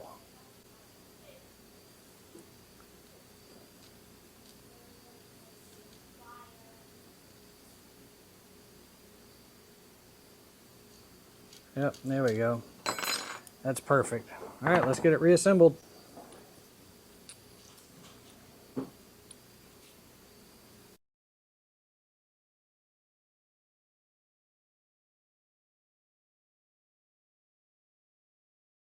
All right, I'm gonna get this thing put back together. We're not gonna check it tonight because it's getting late. Yeah, everything when I took it apart, I was checking, it was running extremely rich. I had inside the muffler, it was all black and wet and everything else like that. Part of that is my, you know, it was running too rich, and part of that was my assembly lube, a combination of the two.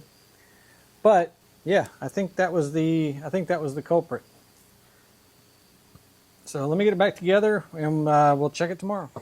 All right, y'all. In anticipation, I mean, I reassembled everything. In anticipation that that was a problem, I went ahead and reset my low and my high screw to one full turn out, and I also turned the idle speed screw down. I also put about a half a tank of oil. So I'm hoping that once it starts running, that we're going to start seeing it pump up out of here.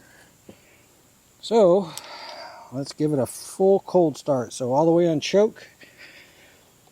I'm still not convinced that I need to, I think I might need to do something with that rubber grommet, because it feels like it's, I don't know. We'll give it a try. Right now it's in. Let's see if it pops up.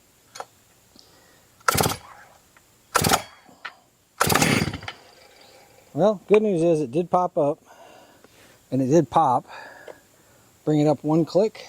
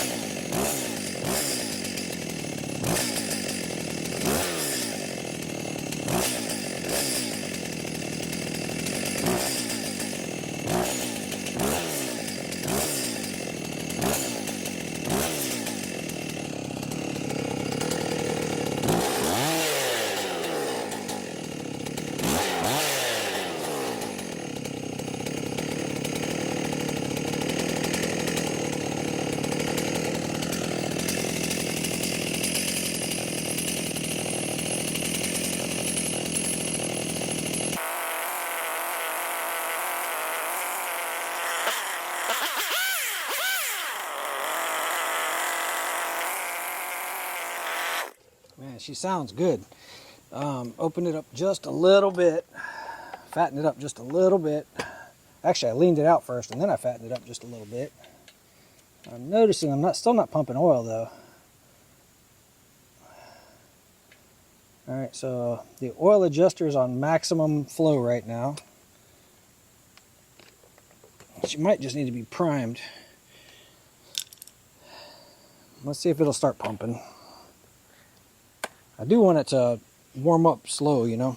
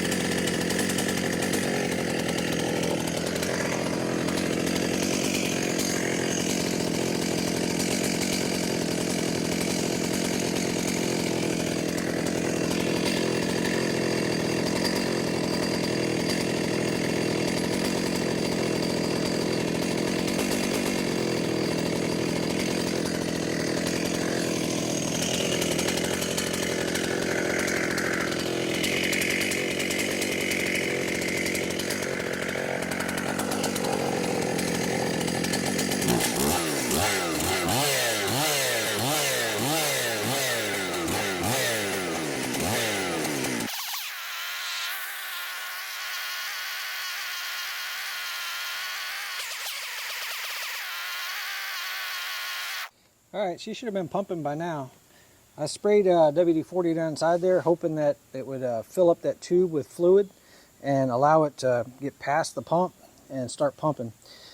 So we need to take off this clutch and see what's going on with that oil pump behind it. See if it's trying to push anything and it's, you know, just not making it or whatever, but it's not priming up like it should.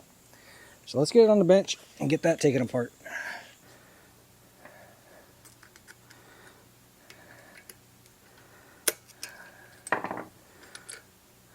In case anybody's wondering, the oil pump only works when this drum is spinning.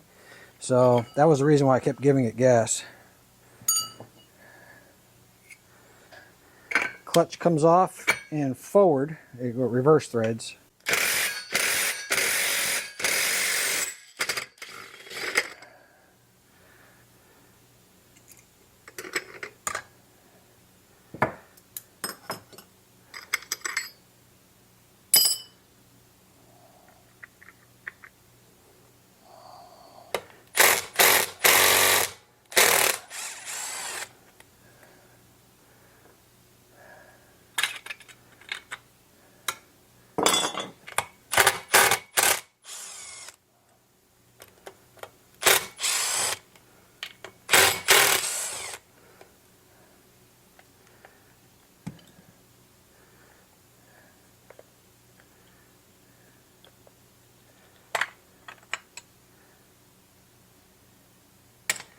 And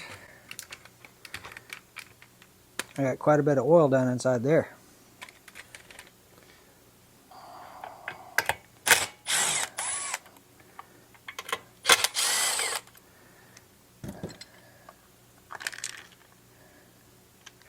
I thought you were just supposed to have to assemble these things and let them rock.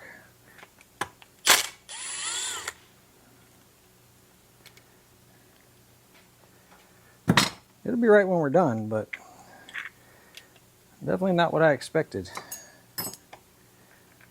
There we go. Let's pull the band out the way. So as the oil pump's spinning, it's spinning that. That's good.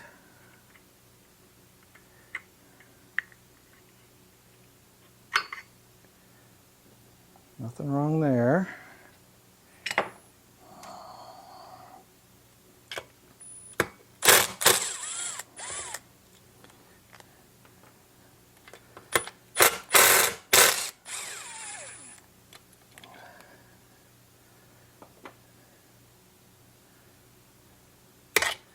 Let's go ahead and pull the oil pump out.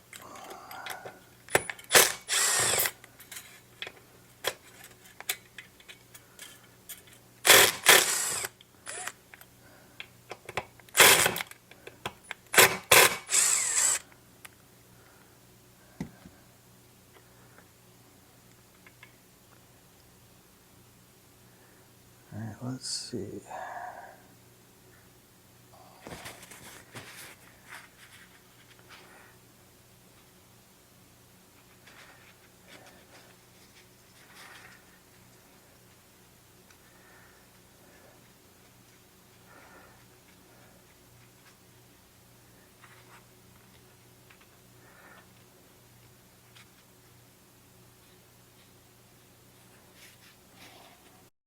I know what the problem is, y'all. I messed up. Y'all see this little black O-ring or black tube? That was supposed to go right there. Because that's how it would have pushed the oil. See, it pulls it in from here and pushes it out here, right? So it's coming in from that tube, and then it's going out that hole right there.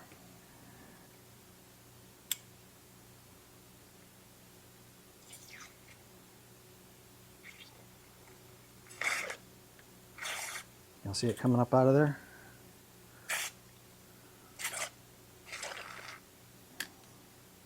I messed up. Kudos to whoever figured that out before I did.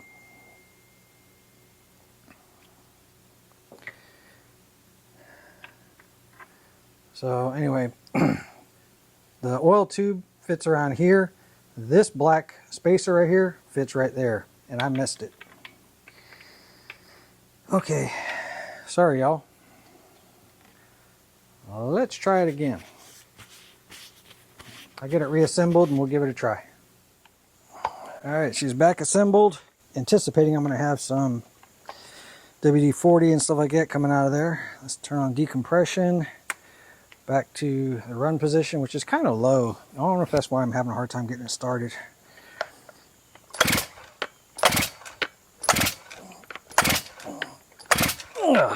Okay, let's go to fast idle.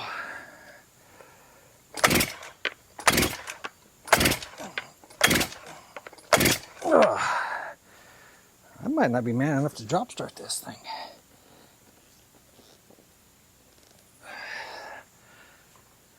Okay.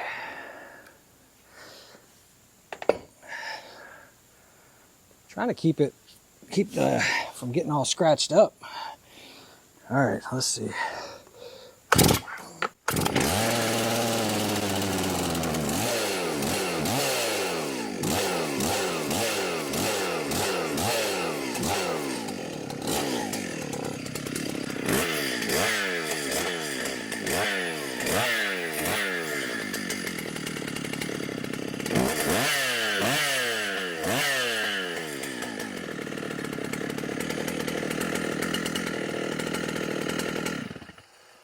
Okay, now she's oiling. Starting to make a mess. Let me set it on the bench real quick. All right. So if you're hearing this part of the video, it means that I wasn't able to get the bar for it and test it out. So anyway, what I'm going to have to do is let it warm up. I'm going to add a couple extra drops of 2-stroke to the gas tank just to make sure it has a little bit extra oil for the break-in period. We're going to put a bar and chain on this thing and start cutting. The thing is, we're going to cut smaller logs at the beginning so that the motor has a chance to rev up, rev down, rev up, rev down. You kind of want it to cycle. Similar to what I was doing earlier, but just a little bit longer cutting period. So just cutting, you know, like little 6-inch logs, something like that. And just get it broken in. We want that to go for about a tank, maybe a tank and a half.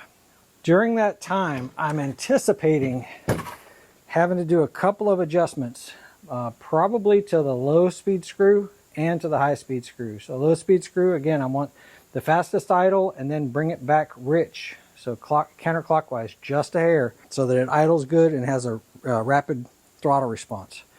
Once I have that and it's idling good, I'm going to go back to my high speed screw and I'm going to try to set it for the maximum RPMs. And I'll use a tachometer to set the maximum RPMs. Once I've got that, I'm going to go ahead and, after it's warmed up, I'll set the idle speed screw and get it to where I like the idle and make sure that it still has a rapid response as far as throttle and make sure that it continues to oil, does what it's supposed to do. But it's going to take about a tank of gas, maybe a tank and a half, maybe even up to 2 tanks to make sure that it's cutting like it's supposed to, make sure it's running nice and cool. I don't want to keep going without a load on it because it's kind of over revving the bar. It really wants to have a load on it, and I just don't have one. So I just wanted to get it assembled, make sure everything function checks okay, make sure it starts okay, and that's pretty much it. Anyway, hope y'all got something out of the video. Holtz Pharma MS880, massive saw. Hope y'all got something out of the video. Really appreciate you hanging out and going through the build process with me and the learning curve at the same time. So hope y'all got something out of the video. Really appreciate you hanging out. I'll catch you on the next one.